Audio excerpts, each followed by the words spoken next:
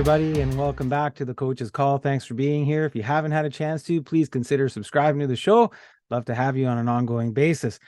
So the news out of Toronto is that Treliving is going to be the Toronto Maple Leafs' new and next general manager. Now, you're probably going to hear a whole bunch of different things said about Treliving from the analysts and the networks, etc.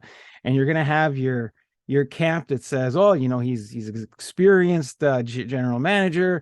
Look what he did in Calgary with what he had. I know that, Tkachuk's having a great year out there, but, look at what he did with pieces that he was going to lose. You're also going to have those folks that say, look, he's been a general manager for 9 years or almost a decade. What has he really won? What has he really done?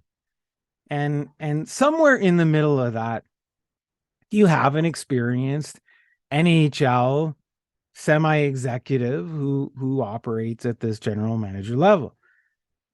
I don't know what Treliving is going to be in Toronto, to some extent. That is, I do believe, when you look at the situation that is with Brendan Shanahan there, you could put anybody in the general manager position, because I think that, and one of the things that we might have got out of the Kyle Dubas story is there's an extra step there. There's an extra step there that involves Brendan Shanahan, and Kyle Dubas was trying to find his way around it to try and either make things, more efficient or more effective, to have that, autonomy to speed things up, to change what was ever there that wasn't working in the eyes of Kyle Dubas. Did he go about it the right way? I think that's another story. He probably didn't. He probably went against the grain in terms of, making the public announcement about his situation. And I've said it in other shows, while there may have been stuff going on, I think there was some leveraging going on there. There was some, miscommunication. The channels of communications probably weren't that clear, but let's be honest with each other here. If the communications didn't break down that 1 week that led to Kyle Dubas, being let go by the Toronto Maple Leafs, it was built up there. And there's another part of this equation named Brendan Shanahan, who hasn't taken the fall for anything here. Okay. So why doesn't Brendan Shanahan become the general manager of the Toronto Maple Leafs if he knows everything that the Toronto Maple Leafs need? And you're going to hear, well, he's busy. He's got hockey operations. He's got this. He's got that. Look, if the case was, we don't know if we're going to get the right GM to take us in the right direction over a longer period of time, Brendan Shanahan steps in. But if Brendan Shanahan steps in, he becomes the face, the fall guy, the next guy, right? So Brendan Shanahan can bring in whoever Brendan Shanahan wants to bring in. It doesn't matter that it's Treliving. It could have been Mark Bergevin, although it doesn't, maybe that just the style there didn't quite fit with Toronto, but it could have been anybody.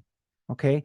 Brendan Shanahan just needs a guy, a person, someone in that spot that he can at any point go, well, it didn't work out. Well, we decided to go a different direction, right? At some point, and I said it before, at some point, the organization has to have some accountability, and they don't. So let's go ahead and change the general manager. Now you got Sheldon Keefe, and where does that leave Sheldon Keefe? And the speculation now will be, well, does Treliving go out and get his own coach? Does he keep Sheldon Keefe there? What does he do? Will he have interviews? Here's what I think. Here's what I think is going to happen, and probably happens most of the time.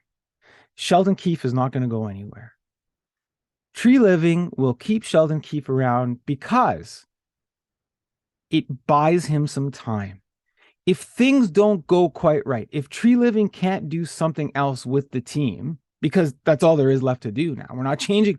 The fans are going to change. The ownership isn't going to change. Brendan Shanahan, the executive, isn't going to change, right? None of those things are going to change. You change the GM, right? The only other things you could look at the team and the coach. But I say Sheldon Keefe stays where he's at. It buys Treliving some time, that if things don't go quite right, then he could say, not my guy. Sheldon Keefe, not my guy. Gave him a chance, didn't work out. And then you reset the 4 to 5 year plan. If you go with your guy right away and things don't turn out, you have that little bit of a honeymoon period, but the lifespan shortens a little bit. You leave Keefe in there, you tinker with a few other things on the team, buy yourself some time, see what's going on, and then you go, yeah, you know what? Didn't work out with Sheldon. Gonna let him go. Who knows though? What if it does work out? But I it's rare that we've seen those sorts of things happen. And that's where I think it's going to go with Keefe. That's the coach's call on Treliving, Shanahan, and Sheldon Keefe. Take care, folks. Thanks for listening. And please subscribe.